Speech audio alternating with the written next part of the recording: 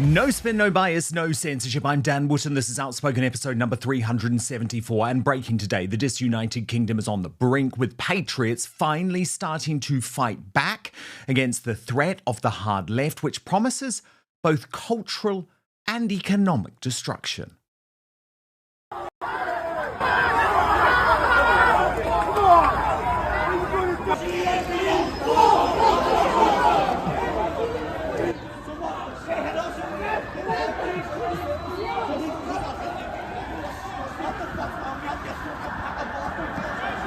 A socialist transformation of the country where we nationalise utilities, we nationalise energy, we nationalise transport, we nationalise communications, including the internet. 1 in 3 pupils in Scottish schools only has English as a second language. Nearly 1 in 3 students do not speak English as their first language. But Nigel Farage, who we just saw there with more strident rhetoric finally before May's critical elections, has just been caught stitching up a backroom deal to merge with the Tories, providing the only hope for an embattled and corrupted Prime Minister and his future jailbird Chancellor Rachel Thieves. Front page of the Financial Times this morning, where apparently the leader of Reform says he wants to merge with the party opposite and sit down here with them. An absolutely unholy alliance of austerity and failure. The Prime Minister talks about losing the plot. Let me read to him what his own cabinet members are saying, and I quote, "The handling of this budget has been a disaster from start to finish."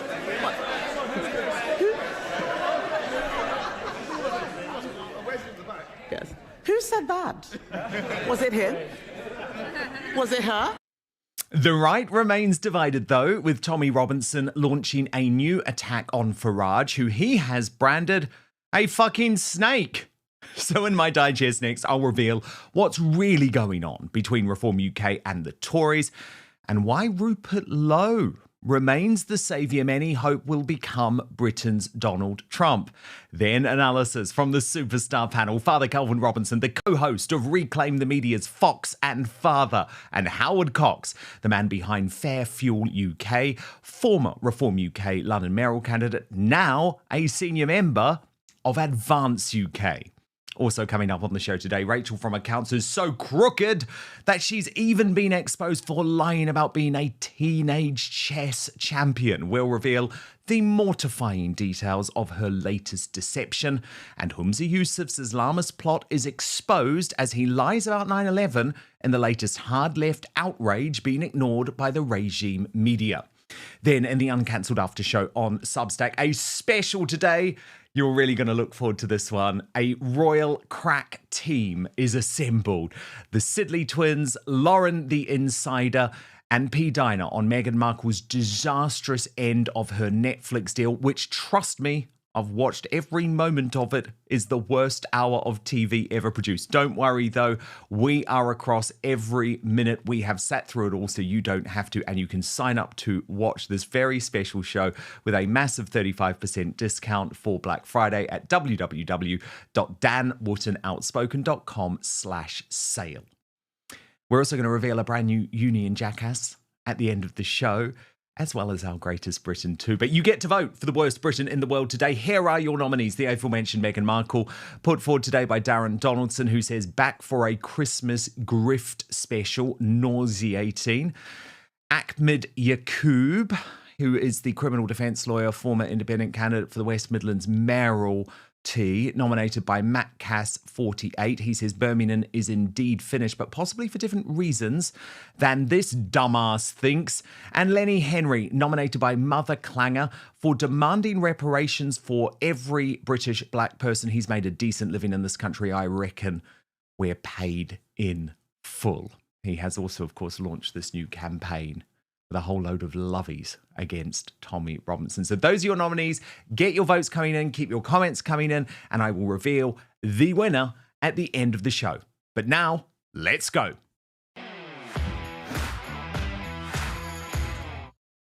The Disunited Kingdom remains on the brink, despite the MSM trying to pretend our corrupted government and criminal Chancellor Rachel Thieves are conducting business as usual. The tinderbox environment saw it all kick off in Northern Ireland overnight, with Tommy Robinson writing chaos in Belfast this evening following the scum of Sinn Féin raising a Palestine flag over City Hall. Watch what went down.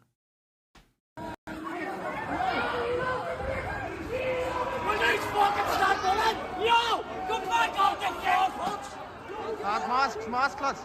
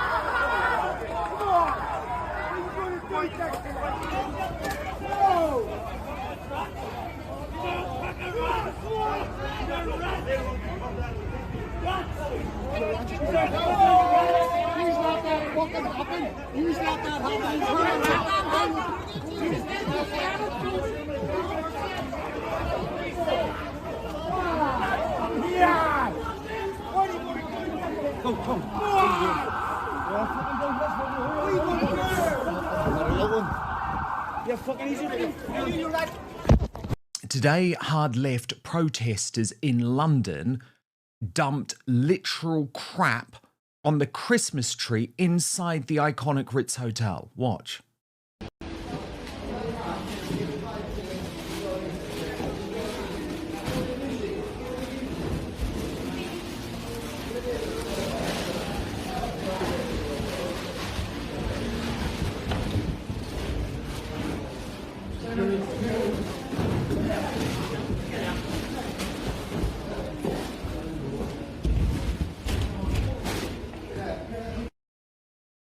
And it's been once again left to a significant international politician, this time the US Secretary of State Marco Rubio, to warn of the reality of mass immigration to our British society.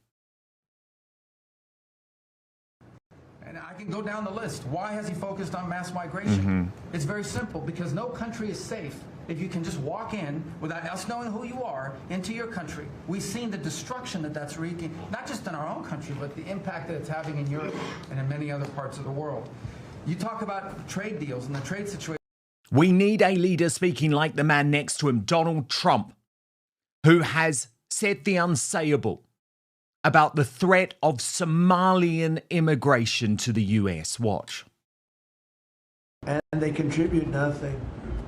The welfare is like 88%. They contribute nothing. I don't want them in our country, I'll be honest with you, okay? Somebody would say, oh, that's not politically correct. I don't care. I don't want them in our country. Their country's no good for a reason. Their country stinks, and we don't want them in our country. I could say that about other countries, too. I can say it about other countries, too. We don't want them to hell. We have to rebuild our country. You know, our country's at a tipping point. We could go bad. We're at a tipping point. I don't know if people mind me saying that, but I'm saying it.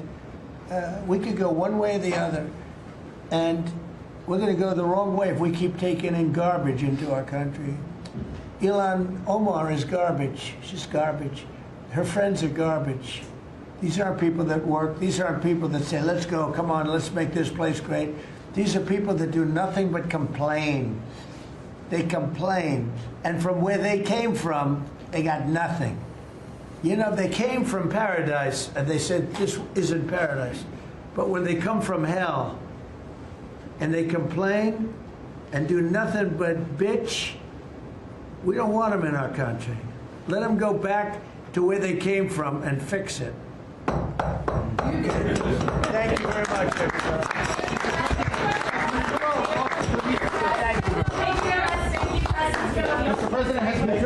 My God, that is what we need here. I mean, after Tommy Robinson, Ben Habib, and Rupert Lowe have done far more to shift the Overton window than any major political party, Nigel Farage and Reform UK appear to finally be upping the ante ahead of the critical local elections in May. The insurgent party, which has slipped in the polls in recent weeks, posted nearly 1 in 3 school children in Glasgow do not speak English as their first language. This is not diversity, this is culture smashing. And Nigel went even further in this new video. Watch. Ever since the creation of the Scottish Parliament 25 years ago, Scotland's been run by Labour and run by the SNP. Both are completely unconcerned about immigration levels coming into the UK and coming into Scotland. Indeed, they've both been incredibly relaxed about those that come in the back of lorries or across the English Channel by boat. And Glasgow offers housing and better facilities than any other city in the UK. As a result of this, an incredible fact has come out today, that nearly 1 in 3 pupils in Scottish schools only has English as a second language. Nearly 1 in 3 students do not speak English as their first language. Now, that tells you something.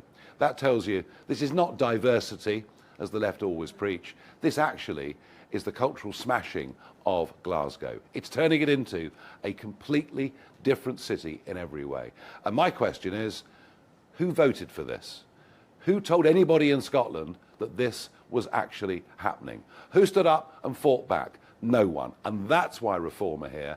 That's why Reform are now lying second in the polls in Scotland. And we're going to make this a really, really big issue. It's totally unfair on taxpayers in Scotland, on taxpayers across the wider UK, that people like this should come into Britain illegally and we should spend this amount of money on them. And just think culturally what it means for Glasgow and indeed in many ways for the future of Scotland. I'll be in Scotland on Saturday kicking off the campaign for next May, and boy, I think we're really needed. And it is that tough talk which is terrifying the establishment, the deep state campaign against Nigel Farage, also being ratcheted up a notch. And you see this in so many areas of life, right? I couldn't believe this revelation from young Bob, a British secondary school, now comparing right-wing populist figures like Nigel Farage to Hitler and Mussolini. It is an outrageous distortion of history and a complete insult to the British people. They have lost the plot. And after a Good Morning Britain interview from Farage's Jewish classmate 49 years ago, a lovey, by the way, a BBC lovey, John Sweeney dared to write, "This is shocking. Nigel Farage was not right-wing, he was neo-Nazi." So I think we are fast experiencing the type of hyper-partisan climate here in the UK, demonising those of us on the common sense right, that in the US resulted in the political assassination of Charlie Kirk. I mean, after my row with Joe Allen Restaurant in London, who attempted to cancel me for having dinner with Lucy Connolly and Alison Pearson, Reform is now suing, and I support them for doing this, a hotel that cancelled their Christmas party for political reasons at the last minute. Well, what they've done actually is they and another group have bullied the owner of this venue and essentially forced him to renege on a signed contract with Reform. Well over 200 tickets were sold, well over £20,000 of revenues had been contracted and entered into, and yeah, the venue have just unilaterally cancelled this. The security said there was no issues. The police said there were no issues. And so this is just appalling. It's an attack on free speech. It's the thin end of the wedge unless we put a marker down. And that marker is we will sue this venue owner and any other venue owner that basically reneges on a signed contract. This is an absolute outrage, and people have to realise that this is, this is not, it's not North Korea, and democracy requires debate and discussion, and political parties are allowed to have Christmas parties. Why not? So, we're outraged by this, absolutely outraged. So it's in this climate, and it is a climate which is febrile, that has resulted in what I think is inevitable. The first public admittance of the fact that Nigel Farage expects to do a deal with the Tories to avoid the true hell of a Green Lib Dem, Your Party, Labour, Islamist coalition after the next election. The Financial Times has reported in a major exclusive overnight that Farage has told donors he expects a deal or merger between the two parties ahead of the next election, suggesting he does not believe he can sweep to power alone.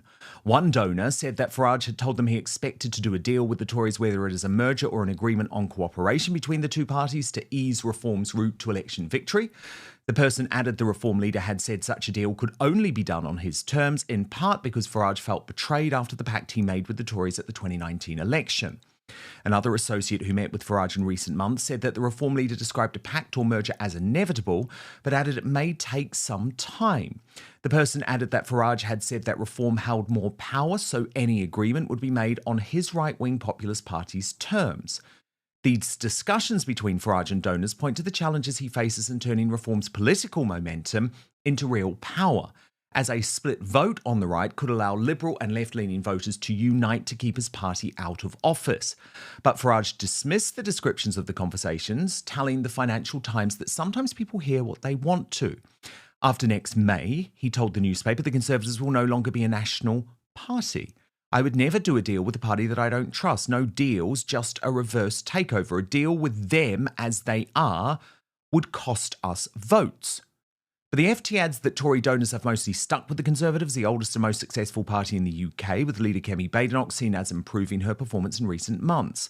The Tories secured £6.3 million in donations in the first half of the year, 3 times the £2.1 million raised by Reform, which has been reliant on a handful of party insiders for funding. Some Reform supporters believe the party will need to enter a pact with the Tories so that they are not fighting over the same seats at the next election and splitting their vote.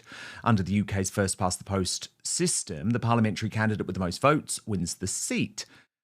They will have to come together. One Reform donor said, the Conservatives have been a successful political party forever because the left was always divided. If the right is divided, it cannot win. Now, of course, this has prompted outrage. It's prompted outrage from Reform. It's prompted outrage from Reform rivals, including those in the right. Ben Habib, leader of Advance UK, raged, vote Reform and get Conservatives. It's full of failed Tories who now want to deal with the Conservatives. Reform is conform. Advance is the only way. But Nigel Farage also immediately hit out, posting a false story in the FT tonight claims Reform would do a deal with the Tories. After 14 years of dishonesty and lies, they should never be forgiven. The idea I'd work with them is ludicrous. They betrayed my trust in 2019 and we will ensure they cease to be a national party in May. Now, Suella Braverman's husband, she's still a Conservative, of course, Rael Braverman, who defected from the Tories to Reform before quitting the party, actually backed Farage's position, writing, this is very good to hear. Absolutely, there should be no deal with the Tories. They don't deserve to be anywhere near power for a very long time. And Reform's Lincolnshire Mayor, Andrea Jenkins, added, utter nonsense. As a Reform board member, I can confirm this has never been discussed. Farage is against it too. Claims of a Tory deal are pure CCHQ spin because they know Reform will take their seats, except more desperate smears as the election nears. Yet on GB News today, Andrea revealed the party is now trying to sign the Tory wet Miriam Cates, even though she is a presenter at the Reform propaganda channel GB News. First of all, Miriam, I heard that you're trying to come across, that Dan is trying to bring you across. No, so what have you got to say about that? Oh, okay. So that's on record. Revelation, exclusive. I'm a news presenter. I'm not allowed to be political. I'm not campaigning for any party, so I don't know what you've read in what paper. Oh, okay. Right, that's what I'm hearing. But regarding your question, what it is... Which was a genuine question, Andrea, that I think a lot of people will be interested in.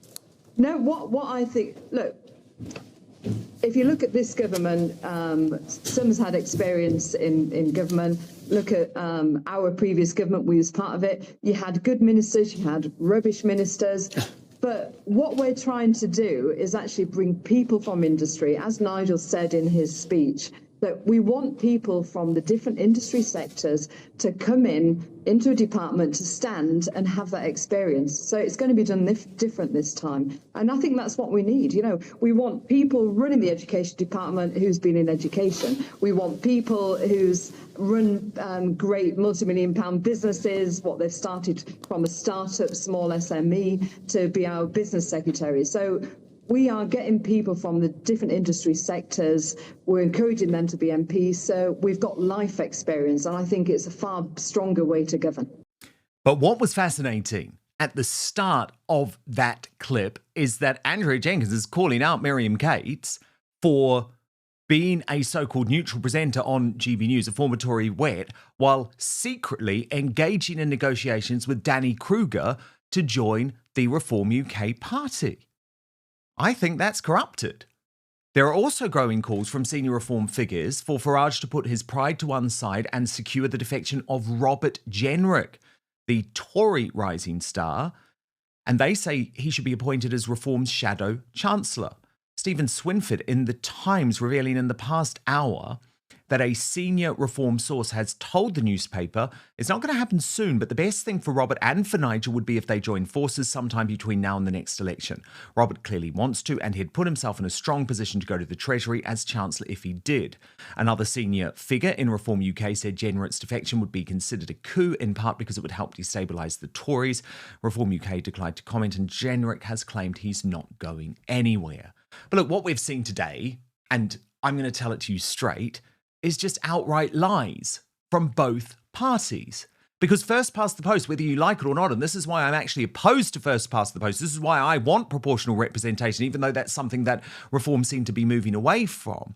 Because first past the post does demand some type of deal, especially if the Tories do end up moving forward to the right, as is expected under a Jenrick leadership before the next election. World by Wolf had very strong views on this. He argued Nigel Farage has been an establishment puppet since at least 2009. His entire career ever since he has been based on eliminating any political party to the right of the Tories and then handing the Tories power by stepping aside. He will go down in history as the great betrayer. Nigel Farage has told donors that he does expect this merger, of course. He added the reason Nigel Farage hasn't bothered to build the infrastructure that a real party needs is because he knew all along that the plan was to strike another deal with the Tories just like he did in 2019. I've said for 18 months he's controlled opposition. Now it's been proven. I mean, it does feel at the moment that Reform are virtually accepting any disillusioned ex-Tory loser looking for a second act of their political career. I mean, Miriam Cates. Why do you want Miriam Cates? Prompting a party source to insist, I would argue disingenuously to the Telegraph, that they have not become a career pipeline for unemployed former Conservatives who hope to return to Parliament. The ex-chairman, former Tory at the last election, himself, and let's never forget the totally untrustworthy Zia Youssef, claimed, I've had many messages from Reform grassroots worried about former Tory MPs joining our party. I want to be clear to our Reform grassroots. You will be prioritised in candidate selection for our next class of MPs, not failed former Tory MPs. You didn't just join Reform, you built it. You built what is already the most extraordinary, historic political movement in British history. He's certainly one for hyperbole, isn't he? But the Conservative Party at the moment have been playing Farage's social media game, compiling this footage of Farage heartily praising Kemi Badenoch. Kemi Badenoch is stunning people. Yes, she doesn't think our kids at school and university should be poisoned with critical race theory. She's the only one that even wants to talk about illegal immigration and the huge level, massive record numbers of legal immigrants coming to Britain. I think she's put up an amazing, spirited performance.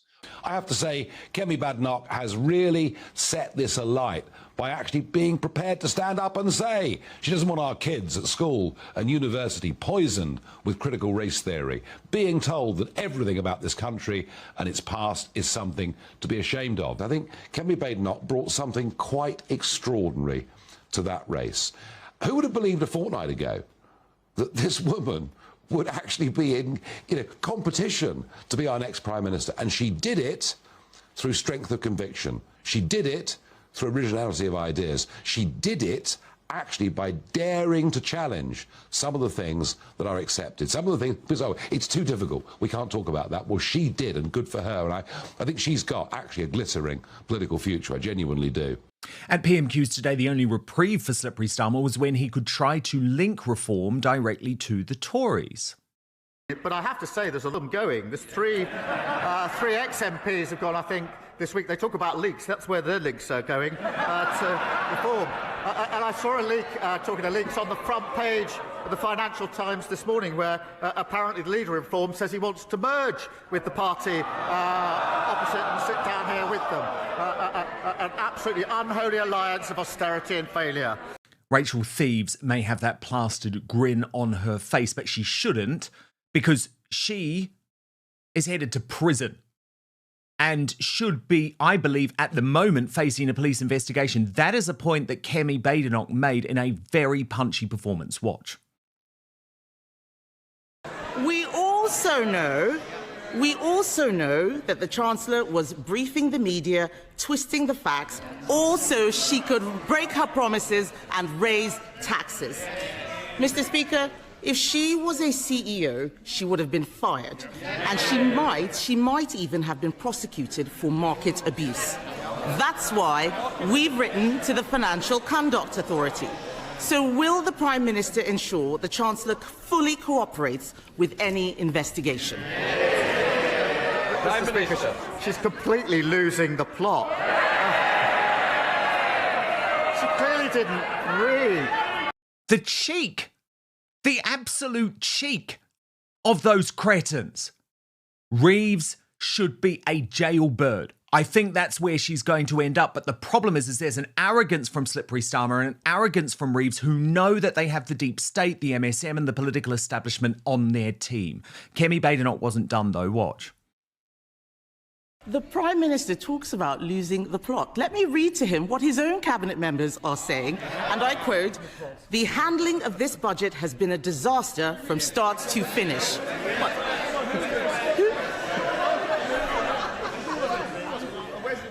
Yes. Who said that? Was it him? Was it her? In fact, I think it was probably her, actually. It was probably the Chancellor. In fact, Mr. Speaker, one of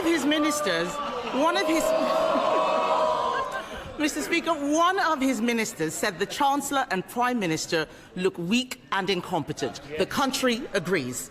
We know that there were endless Treasury briefings to justify raising taxes on hard-working people to pay for benefits. And those briefings had real-world consequences.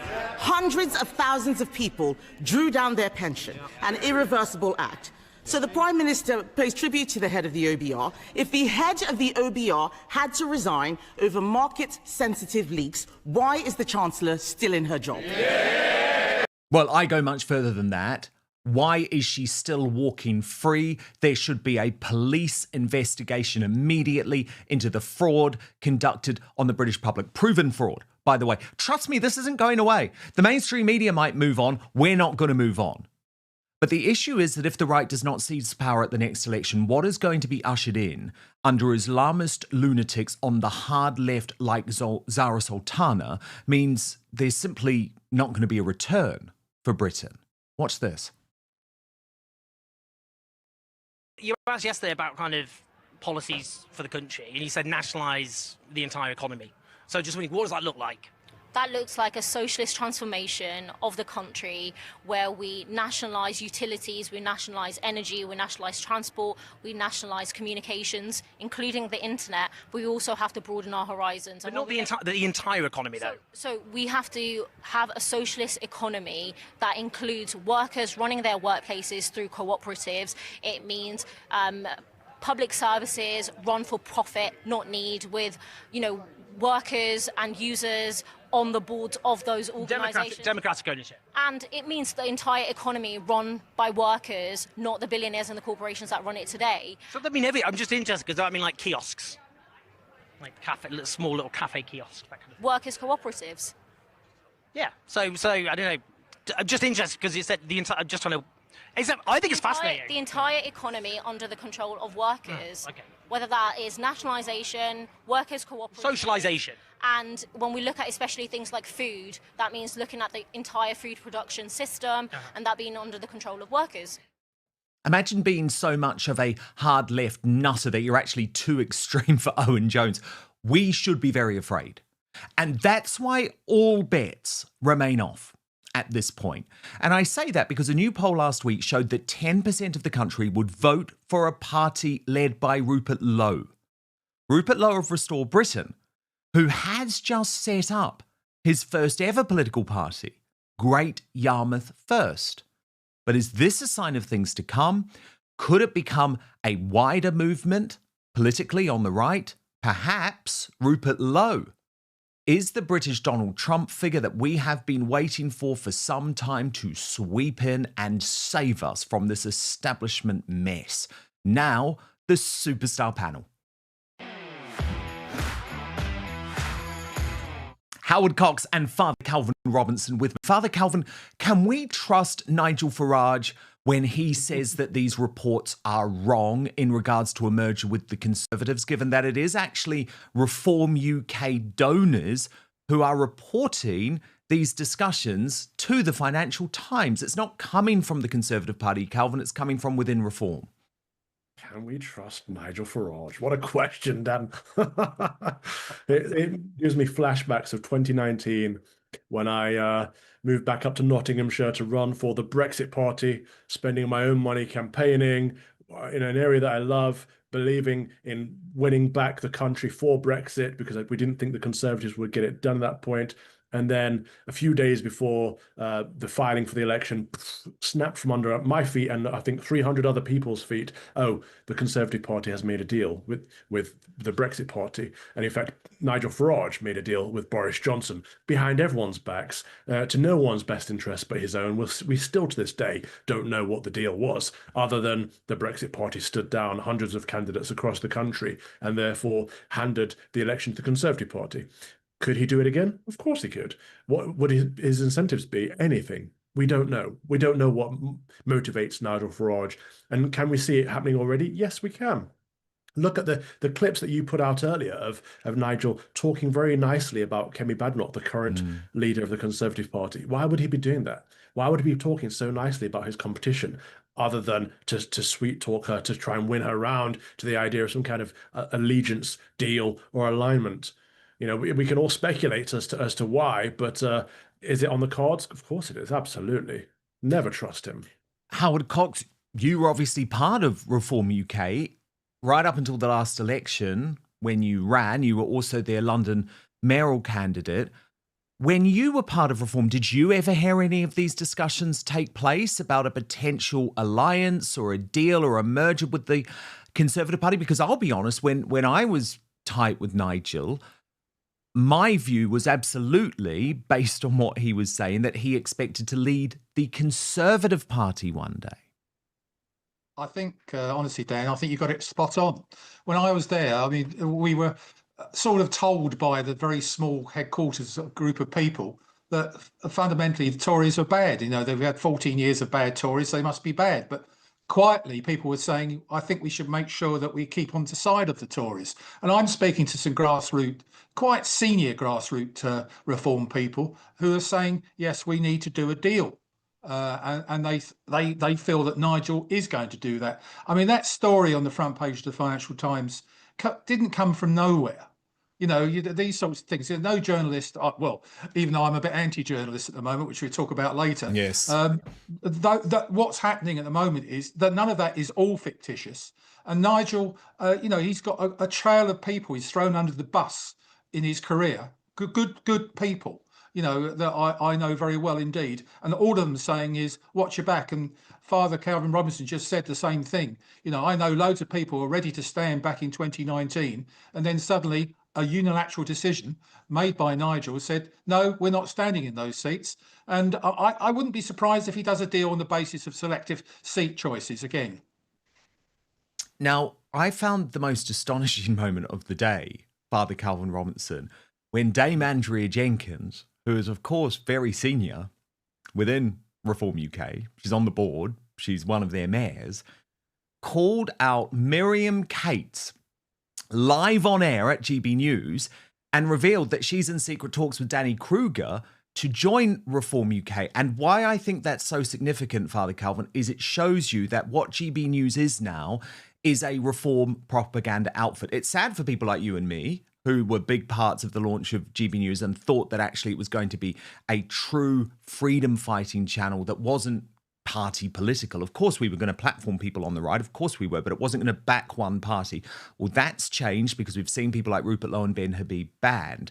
But what I found so interesting about the Miriam Cates revelation, Father Calvin, is it backs up what I've been reporting for some time, which is that virtually every major presenter on GB News, from Martin Daubney to Alex Armstrong, there's a whole load of others that I could name, are in secret discussions with Reform UK to stand as MPs at the next election. Now, to me, again, that's a real conflict of interest, because how on earth can they honestly report on what's going on politically? No wonder they're not booking Ben Habib or Rupert Lowe for their shows.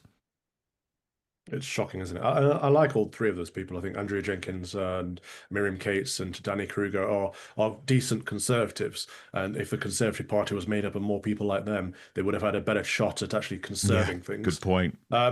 But I don't know why they had that conversation on air. That's a very weird way to do things. But you're absolutely right in that the GB News has become the Reform Party. And of course, you just have to look at vested interests again. Nigel Farage is one of the investors of GB News. Who are the other investors of GB News? Sir Paul Marshall, the guy that owns GB News, Spectator, Unheard, and they're all very reform friendly. There's something clearly going on. There's a manipulation of the people in Britain. The centre-right of Britain or the right wing of Britain are being manipulated by a couple of tycoons. Essentially, we had years and years and years of Rupert Murdoch taking flack for being this kind of corporate manipulator, but we've got other people wanting to do the exact same thing, but having far less accountability. Yeah, you're right to point it out that reform should not be on GB News all the time. Certainly for a small party, I would expect to see Labour and the Conservatives on there more than any other party, but all should get a shot. I haven't seen UKIP on there. I haven't seen Rupert Lowe on there. I haven't seen Howard Cox on there in a while. And so what's going on? There's clearly a heavy weighting of bias, and they're supposed to be against bias, right? The divide on the right has just got even more spicy, though, because Tommy Robinson, who has this long-running feud with Nigel Farage, has now gone public and branded him a fucking snake over a donation lie related to Elon Musk. And you'll remember, Tommy Robinson is probably the closest person in the United Kingdom to Elon Musk after he funded his recent successful legal action versus the British government. Now, this all came out because of an egregious lie that Ben Habib, the leader of Advance UK, claims Nigel Farage told on GB News. So he said Nigel Farage, defending accusations of racism against himself, offered up a number of examples of why he is not a racist. Amongst them, he claimed he had declined a donation from Elon Musk because the donation offered was linked to him having to support Tommy Robinson. Presumably, Farage is of the view that one or both of Musk and Robinson are racist. That aside, for the record, Musk never offered Farage a donation, not a single dime. The possibility of a donation from Musk, about which Farage used to speak with such pleasure, was in Farage's imagination. By my own knowledge, and I do just tell you for context here that Ben Habib has had many direct conversations with Elon Musk, And he adds, by my own knowledge, offered a donation, Farage would take it, no matter the identity of the donor or their conditions. So here are the two clips juxtaposed, which explains what Ben Habib was speaking about and what prompted Tommy Robinson to brand Farage a fucking snake. Watch. Earlier, I asked both Farage and Nick Candy, would you welcome a donation from Musk? And here's what they have to say. Will Musk donate? Do you want him to donate? I don't know. I'm, the fact that already today he's, I'm going to say retweeted because re-X doesn't really work, but he's retweeted already a post about Nick becoming the party treasurer, and he said interesting. And I know Nick's got connections with him as well. Look, the fact that he's supportive of us, we're delighted with. If he wants to give us money and it's legal money, we'd be thrilled. There will be a chance to speak with Elon, and if he wants to donate, of course we'd love him to donate. If it can be done properly and legally and through the right mechanisms, then absolutely fine. I would say this to you, though. In a long career in public life that lasts over 30 years, I've done more in this country to defeat the BNP, to defeat the far right. I didn't even take the money from Elon Musk earlier this year because he wanted me to associate with Tommy Robinson. I have been the force in British politics fighting against racism and against extremism. And it's only when you get near the target of perhaps winning a general election that all this stuff comes out. Okay, so let me bring in Father Calvin Robinson and Howard Cox on this. Howard Cox, you're in a unique position here, of course, having previously been a senior figure within Reform UK, now a senior figure within Advance UK. Who's telling the truth here, Ben Habib or Nigel Farage? Well, you know what I'm going to say. Ben Habib, of course. And he's got no... So Nigel's just lying about his conversations with Elon Musk? I believe so, yes. I really do believe that. And I'm sad to say it because, I joined Reform when I was asked by Richard Tice to stand for London Mayor because I thought Reform were the hope because I was fed up with the Tories. I'm a devout Thatcherite. And, the Tory party was just a Tory in name only, and that they'd lost all recognition of all the things I believed in. And Reform was showing signs of what I wanted. And I really believed in Nigel. But let's face it, Nigel just came back in. He wasn't leader when I was standing as London Mayor. He only came in when Rishi Sunak declared very quickly that we're going to have a general election. And then suddenly he just parachuted himself as leader. He knocked Ben out. He knocked quite a few other people out from the party, etc. And that's the way he operates. And unfortunately, I've got lots of other things and examples of him telling untruths. And so I'm saying quite categorically, Ben has got it right, spot on. And he wouldn't have put that post out if he didn't think that was the truth. Do you know who I really want to get involved here? Come on, Elon Musk. Come on, Elon Musk. Yeah. Who's telling the truth? Was Nigel Farage telling porcupines or was Ben Habib? But I think, Father Calvin, what Howard is saying there makes a lot of sense. It's fascinating, isn't it, though, to see the change in tone from Farage, who, when he thought had the possibility of receiving money from Elon Musk, was like a kid in a sweet shop. Oh, he's retweeting me. How amazing. And now it's like, no, I don't want this horrible far-right man who supports Tommy Robinson. He's totally changed his tone as soon as the money has gone off the table. Yeah, there are two things to that. One is that Farage will accept money off anyone, off scumbags. He's done so in the past, does not care. He likes money more than anything. That's one thing we know about Farage. And the other thing is that clip that you showed from December 2025? That was a very interesting clip in that he admitted to being the destructive force of the right of British politics. He admitted to being controlled opposition, essentially. We know that he destroyed the UKIP party, the Brexit party. He's probably going to destroy Reform Party if he's allowed to make some kind of deal with the Conservatives. He admitted to destroying the BNP party as well. Like, he's just decimated the right of British politics. And for some reason, people still seem to think he's right wing. That is a really interesting point, isn't it, Howard Cox? Because I have to be honest, I'm getting sick of this argument wheeled out. And we've seen it wheeled out a lot over the past couple of weeks because of these new accusations against Nigel Farage in terms of his time at school at Dulwich College 49 years ago, which we'll come to in just one moment. But I'm seeing a lot, Danny Kruger goes on the BBC and say, Nigel Farage is the one who's destroyed the far right. Actually, is that something to be proud of? Because we know that when the mainstream media talk about a far right, they don't mean a far right. What they mean is patriots who want to protect our borders. Why should Nigel Farage be so proud about having kept the far right out? Don't we have to reclaim that term? And shouldn't Reform UK actually stop this sort of ludicrous far right bashing? Because actually, it's lots of their voters that are talking about, especially when it comes to Tommy Robinson. Look at the turnout at Unite the Kingdom, for example.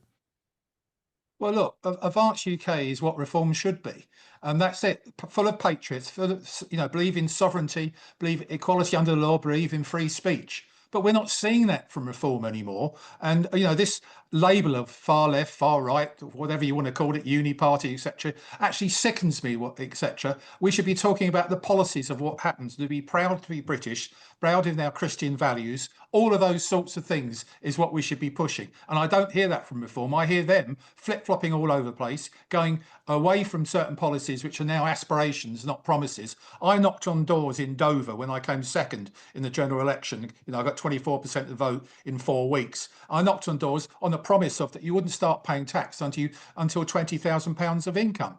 And now, we hear Richard Tice coming out, and I think he's in charge of their financial policies. I really don't know who's in charge of what at the moment, but now that's a big aspiration. So I went and knocked on the doors on a lying part of our manifesto, or Reform's manifesto, and that makes me sick. And that's one thing I love about Advance UK and the way Ben has set up the party to be a democratic party. There's no way Reform is democratic. You've got 2 people running it, and that's Zia Youssef and Nigel Farage. No one else has a say. And it's all very well that Andrea Jenkins saying those sorts of things. She threw that stick of dynamite into Miriam Cates. I think that was very unfair, and she shouldn't have done that on air. I think it's very unprofessional. And I do like both of those 2 people. I agree with Father I think there's been quite a long history between Andrea and Miriam, which is probably why that went down. I can't imagine that was sanctioned I wasn't by aware the party. of that, Ben. Yeah. I also just want to show you this moment from Lewis Goodall. I think the left are trying to trick Nigel Farage into admitting this bad behaviour at school, and then they're going to use it against him forevermore. Now, I think it's very important he doesn't fall into the trap, Father Calvin, but I want to show you how Lewis Goodall is sort of representing the left here. It's what they're doing. It's like, Nigel, come on. Just admit you were anti-Semitic. Just admit you were racist. Then we can all move on. And it's like, as if you'll ever move on from that. Watch. There is a world where Farage could have chosen and elected to meet with the people involved. He could have said, of course, some recollections may differ. It was a long time ago. I also think, just speaking personally here, I think we do have to be a bit careful about sort of extending the statute of limitations about what we say to 13-year-old you or 15-year-old you, or what we say privately. We've got to be grown up about these things. But it's also true to say, and so I think Farage, absolutely fair enough there. And of course, if he feels strongly that it didn't happen, then fine. But it is clear that we've got 20 people, not just one person, not just 2 people, and there were contemporaneous notes that were uncovered by Michael Crick 15 years ago. It's clear that something seems to have occurred, and there is certainly a recollection that is the case, that Farage obviously denies the substance of it, but nonetheless. So it would be perhaps a good idea, just politically, if nothing else, to show that you're taking this seriously, to try and engage with it and nullify the story. But that isn't happening so far. Farage is just simply saying that it's a smear. I mean, Father Calvin, don't listen to Lewis Goodall, right? Like, it's not going to be like Nigel says, oh yeah, I was really racist and anti-Semitic at school. And they're like, oh, fine. Oh, well done for owning up. We're just going to move on from that one.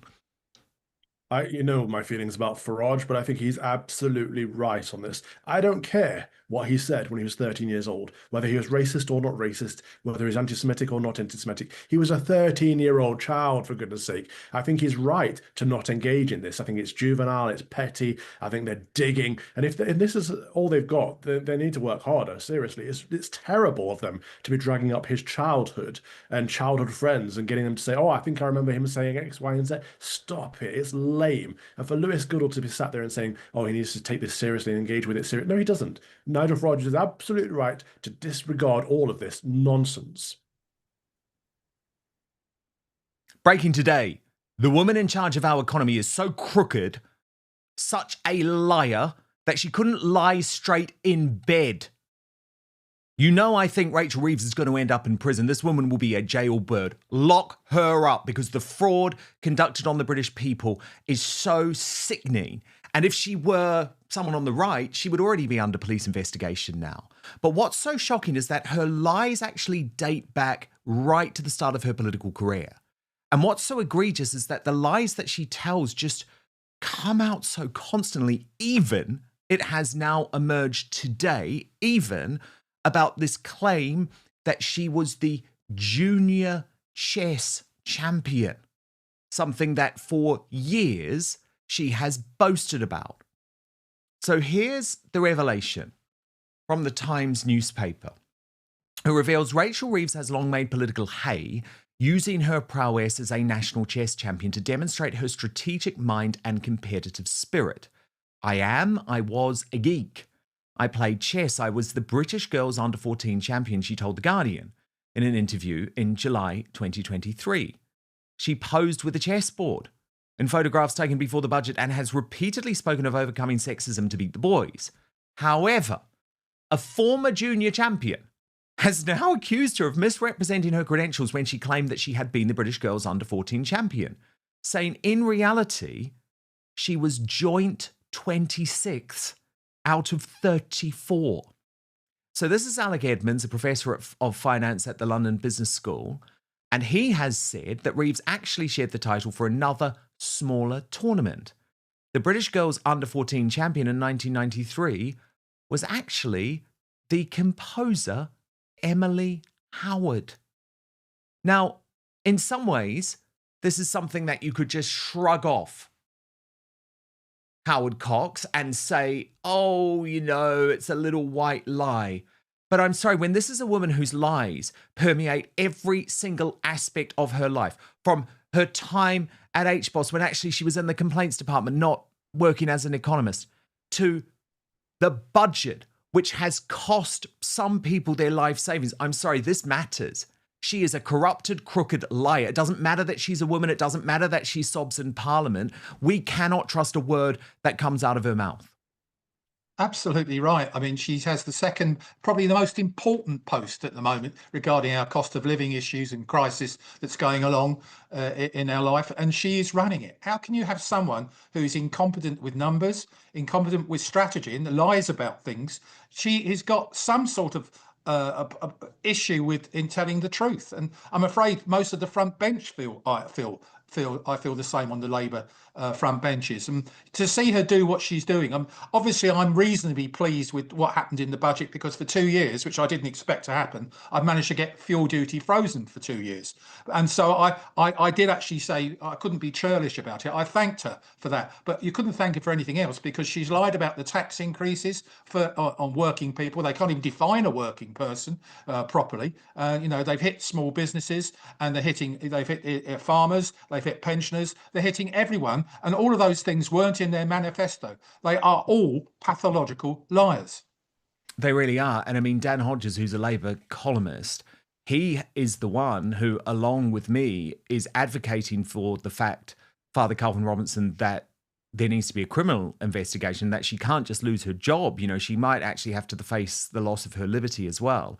And based on the OBR Select Committee hearing, he posted utterly damning for Rachel Reeves, makes clear the extent to which Reeves and her aides were themselves deliberately leaking sensitive data to try and manage political expectations, and when that went wrong, to deliberately try and stabilise the markets. I mean, it's just astonishing to me that this is not leading every single mainstream media bulletin. But Father Calvin, she's their girl. They're going to stand by her. They're going to stand by her, even though she lied to The Guardian about being the British girls under 14 chess champion, when in fact she was joint 26th out of 34 competitors. I mean, she's actually a failure in every aspect of her life.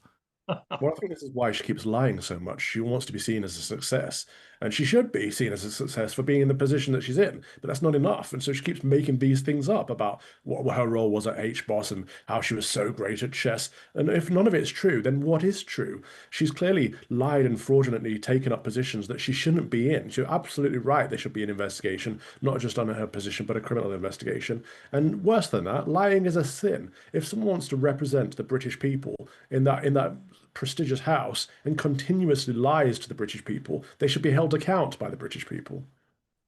Now, Hear, Howard hear. Cox, I mean, you've obviously done incredible work when it comes to fuel duty, and I give you massive congratulations for that. But I've been very concerned to hear that a whole load of the mainstream media organisations that you had worked with on this campaign for, as you say, 15 years, have snubbed you, cancelled you, no longer champion your cause, even though you continue to champion their viewers and listeners.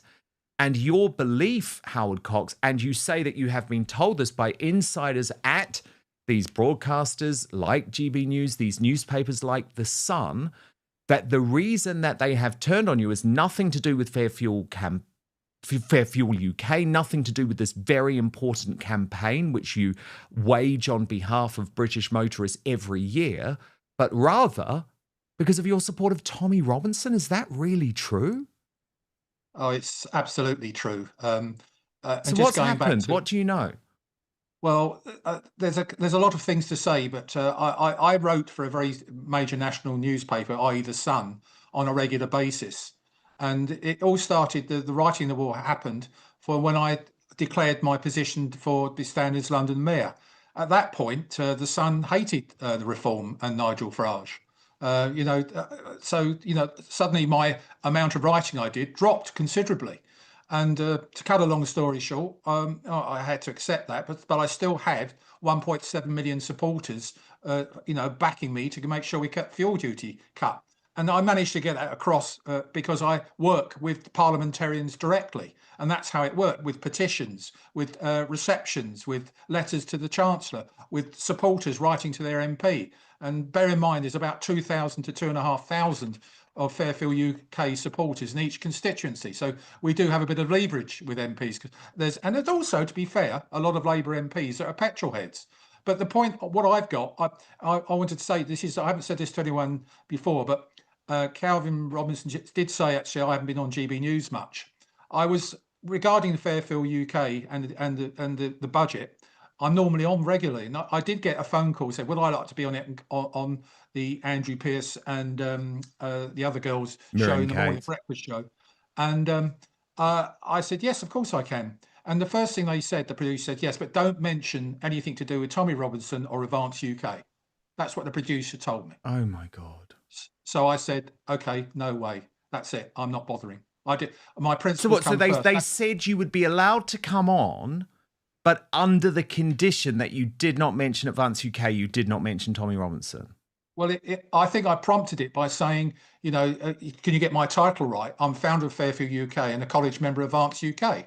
That's what I wanted to do. And they said, no, we won't put that one in. Definitely not. And by the way, don't talk about Tommy Robinson.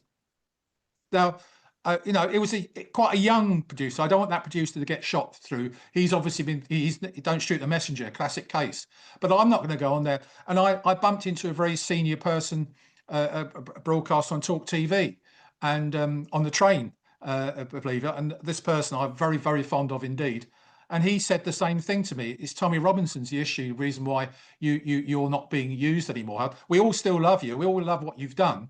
But I said, what's that got to do with the price of fuel coming in and what Tommy does?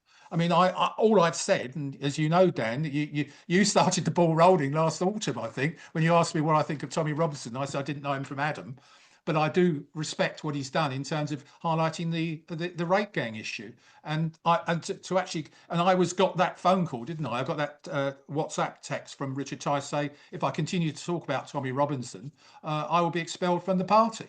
So, and this is happening in the media now, and I'm very, very worried about the media actually taking sides too much. And GB News is Reform UK's propaganda wing. It really is. And it's so sad about that, because I've got a lot of friends on there, like you have. And the same with Talk TV. And with The Sun, I've got some great people on there. And again, I've got no idea. Every year, before the financial statements in the spring and also the budgets in autumn or whenever they all appear, The Sun always took me out for lunch, about 6 weeks before. What have I heard? In fact, I got a phone call on the day of the budget, in the morning of the budget. I was actually doing another podcast with someone else. I got a phone call from The Sun, and they said, Howard, I'm sorry, mate, you've lost this time. It's going up 5p. And I said, no, I haven't. It's going to be frozen. And they said, no, it's not. And guess who was right? You.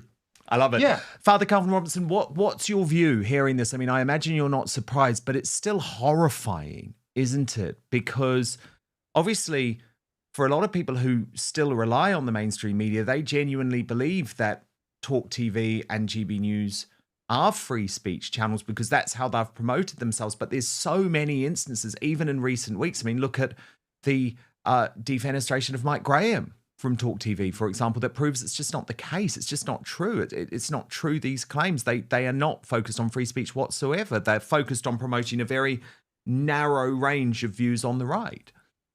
Well, the entirety of the mainstream media, of the legacy media, is liberal. And that's a shame because most British people aren't liberal. Most British people are socially conservative. And so there's no outlet that represents them in the mainstream. And that's sad because we need those voices to be heard. I think it's on purpose. I do think it's a control mechanism to try and keep the people as liberal as possible because the people in the establishment of, the hierarchy of the BBC, Sky and the rest of the legacy media are just like the people in the government. They sneer at working class British folk and they want us all to be a bit more liberal progressive like they are. But that's not right. We deserve to have free speech. We deserve to have our own thoughts and opinions, our own values systems, our own belief structures, and we shouldn't be lectured to by the Islington elite. And for GB News to take this stance is disappointing because the whole purpose of them was to be an alternative voice and to have these blacklists that are very under the table between the producers. We can't mention that person, don't mention Tommy, don't mention Katie, blah, blah, blah. That is wrong. It's undermining their very core mission.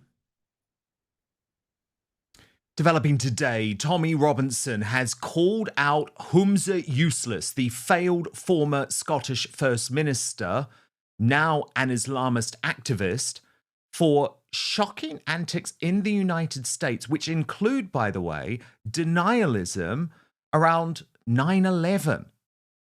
This is a really shocking story. Again, it has been ignored by the regime media. I've been following it for a number of days, so let me take you through what's been going on. Basil the Great posted, Humza Yusuf is now coordinating with Islamic groups in the United States.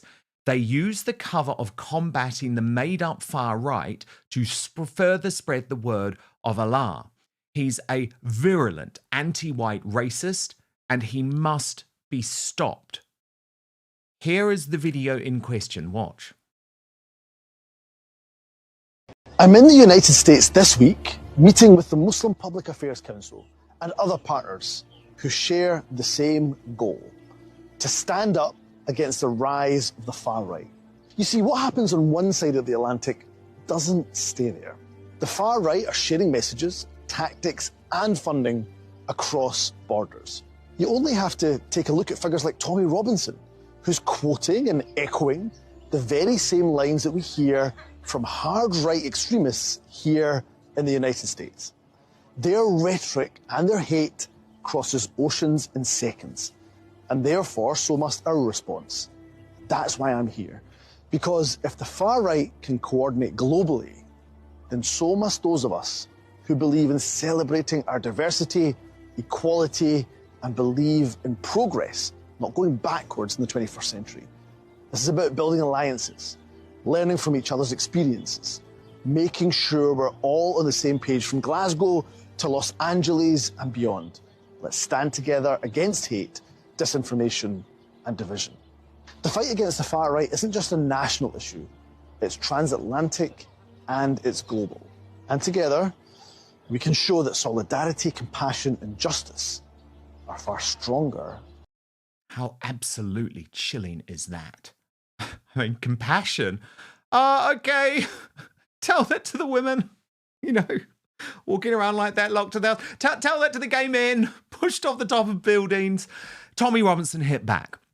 Responding, anti-white parasite Humza Yusuf, who disgracefully resigned as Scotland's FM, made in-house rants about too many white people, is now in America with MPAC, who is said to originate from the Muslim Brotherhood, who Trump just prescribed as terrorists, calling everyone far right again. Of course, name-dropping me, as I call him, and his Pakistani Muslim brothers out, exposing them in many documentaries. Your buzzwords have no meaning, Humza. Keep my name out of your filthy mouth. And I want to show you now this secret video which has emerged of Yusuf attempting to distance Muslims from 9/11. It's the type of denialism that is actually so disturbing, and it shows you the depths that this dude will sink to. Watch. Spoke for so many of us when he articulated with emotion, powerful emotion, just how he felt 24 years on from those dreadful attacks on 9/11, and saying that Muslims continue to be targeted, abused, and vilified, all under the glare of suspicion for a crime that we did not commit. And I think that therein lies the first lesson for us. Be unapologetic about who you are. Be unapologetic about being Muslim. Be proud of your identity as an American Muslim. You see, Muslims are not being hosted here in America. You, the Muslim community, are building America. So if you're ashamed... To my superstar panel, Father Calvin Robinson, a crime we did not commit. That's Humza Useless talking about 9/11.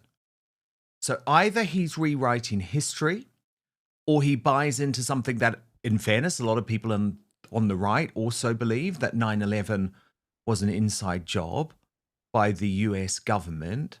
What do you think's going on here? I don't know why he's in US politics. That's what I don't know.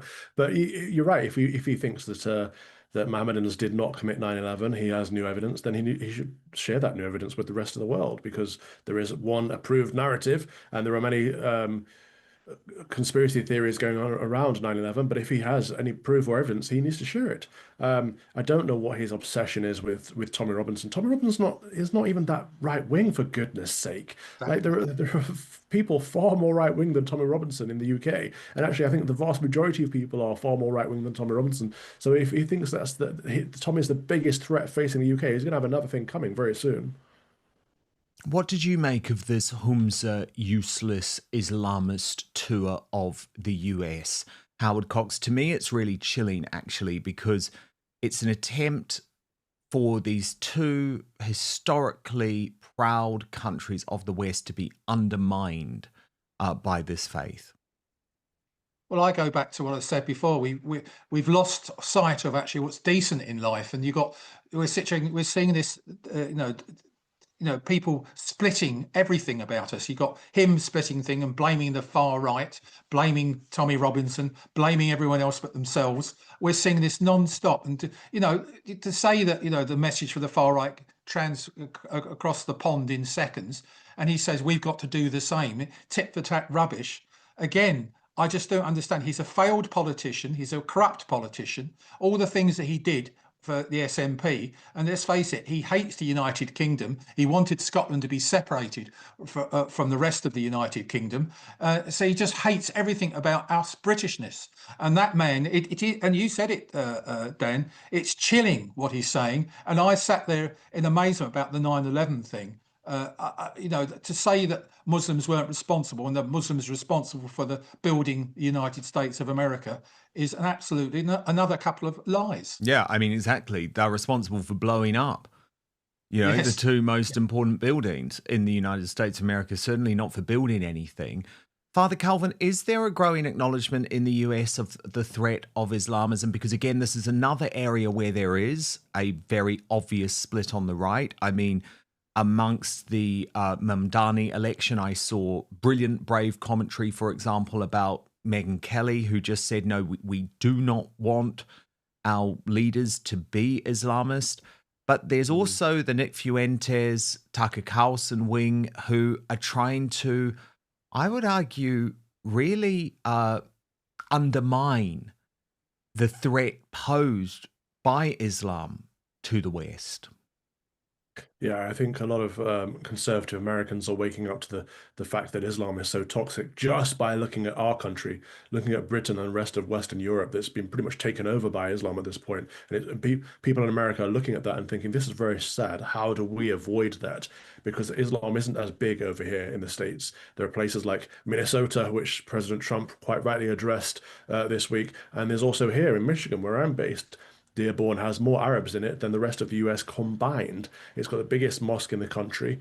And it's incredible that the Mohammedan mayor of Dearborn recently said to a Christian pastor, there's no place for people like you in my city, and I'll celebrate when you leave. And so they're already grasping for power. They're trying to create a Sharia city in Texas. And in fact, more mosques have popped up in Texas over the last 2 years than anywhere else. And so there's a clear sign of that, they like to show their dominance. They like to conquer. This is what they do. It's a conquering ideology. But people are thankfully waking up to it, and it's not too late here. So I hope that they can turn it around. And to hear President Trump saying, actually, I don't like that. I don't want that in my country. That's what they need to be. They need to be brave enough to say, no, Islam is not compatible with Western life, with Christendom. We don't want it here. Thank you very much. I think it's important, actually, let's just take a look at Donald Trump, where he made those comments in regard to Somalian people. And again, I think it's the type of bravery that we need to see from our leaders. Watch this. And they contribute nothing. The welfare is like 88%. They contribute nothing. I don't want them in our country, I'll be honest with you, okay? Somebody would say, oh, that's not politically correct. I don't care. I don't want them in our country. Their country's no good for a reason. Their country stinks, and we don't want them in our country. I could say that about other countries, too. I can say it about other countries, too. We don't want them to hell. We have to rebuild our country. You know, our country's at a tipping point. We could go bad. We're at a tipping point. I don't know if people mind me saying that, but I'm saying it. We could go one way or the other, and we're going to go the wrong way if we keep taking in garbage into our country. Ilhan Omar is garbage. She's garbage. Her friends are garbage. These aren't people that work. These aren't people that say, let's go, come on, let's make this place great. These are people that do nothing but complain. They complain. And from where they came from, they got nothing. You know, they came from paradise, and they said, this isn't paradise. But when they come from hell, and they complain and do nothing but bitch, we don't want them in our country. Let them go back to where they came from and fix it. 100%. 100%. And I mean, Howard Cox, can we not say that? Can our leaders not start saying that to Islamists like Humza Useless, like Sadiq Khan, like Shabana Mahmood, who want to destroy our culture? Yes, please. And it's happening with Rupert Lowe saying it, and so is Ben Habib. I mean, Ben Habib, let's face it, is half Pakistan. And he's proud of his Pakistan heritage, but he's also proud to be a true blue British person who believes in our country, in our history, in our culture, in our Christianity. He's phenomenal what he says. I've been to meeting after meeting. I've spoken with him on the various stages, and every time he talks about exactly that. We cannot have our country invaded by people we don't want here. And to hear, we can't. And to hear Donald Trump say that, says we don't want them here. I've heard Ben say it, and I've heard Rupert Lowe say that. Father Calvin Robinson, that's true, isn't it? But I mean, we need more politicians. We need more politicians to stop cowering in the United Kingdom and look to the US, where there is this boldness and this bravery, because we're so far behind, and it's our country and our culture that is being destroyed as a result.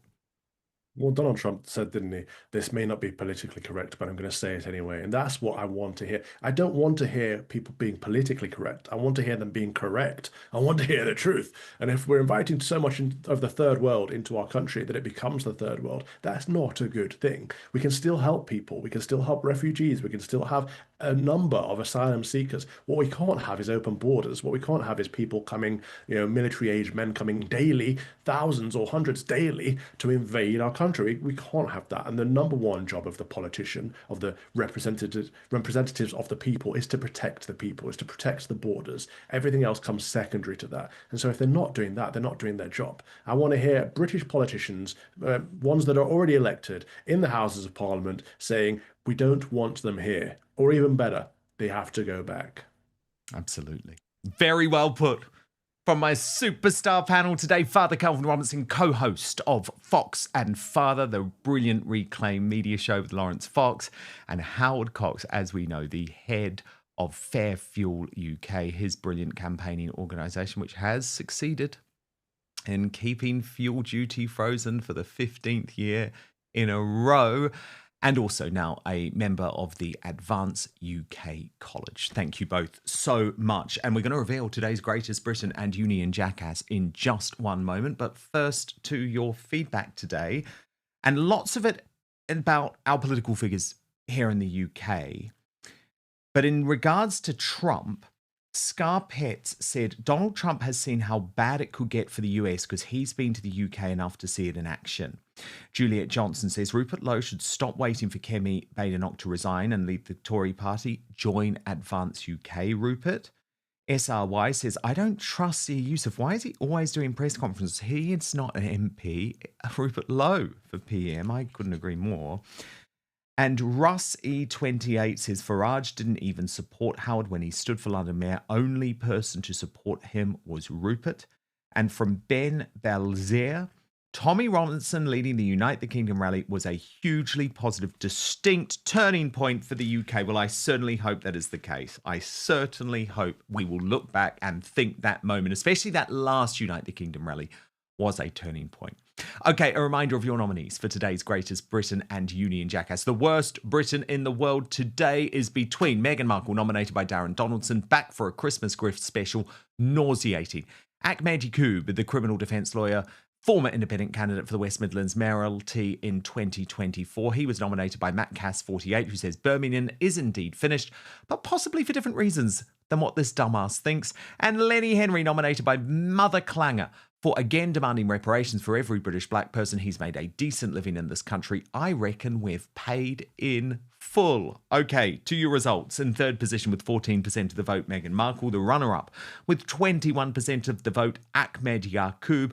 But today's Union Jackass with a whopping 66% of the vote, 2/3 of you agreeing here, it's Lenny Henry.